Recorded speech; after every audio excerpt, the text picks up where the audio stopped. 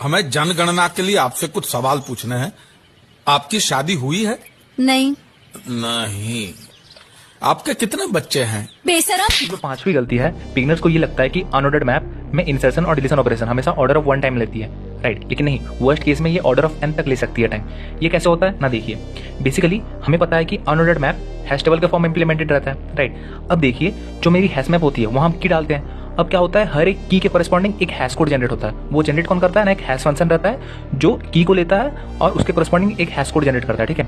और देन वो hash code decide करता है कि मेरी की के कॉरेस्पॉन्डिंग जो वैल्यू है वो मेरी कौन से बकेट में जा करके स्टोर होगा, ठीक है। लेकिन कभी कभार क्या होता है, वीक हैश फंक्शन की वजह से क्या होता है ना, मेरे बहुत सारे कीज सेम हैश कोड को पॉइंट करते हैं। दैट्स वाई उनके कॉरेस्पॉन्डिंग जो वैल्यूज होते हैं, उन की के कॉरेस्पॉन्डिंग जो उनके वैल्यूज होते हैं, उनको एक ही बकेट में आकर के स्टोर होना पड़ता है। कैसे ना, लिंक लिस्ट फैशन में, जैसे इस टाइप से, राइट। तो इस केस में क्या होता है, इंसर्शन और डिलीशन ऑपरेशन जो होती है वो ऑर्डर ऑफ n टाइम लेती है। कैसे ना, देखिए, सोचिए हम कोई पर्टिकुलर एलिमेंट जो कि एकदम लास्ट में, लिंक लिस्ट के लास्ट में है, उसको डिलीट करना चाहते हैं, तो उसके कॉरेस्पॉन्डिंग जो कीज हैं उसकी मदद से हम डिलीट करेंगे।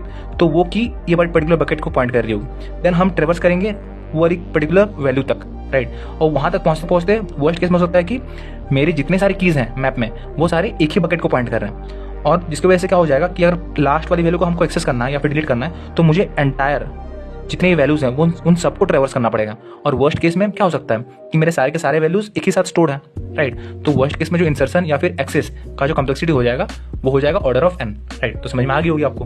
अगर ये वीडियो यूजफुल लगी हो तो लाइक जरूर करो, सेव कर लो, इंटरव्यू से पहले काम आएगी। और अपने कोडिंग दोस्त को भेजना मत भूलना।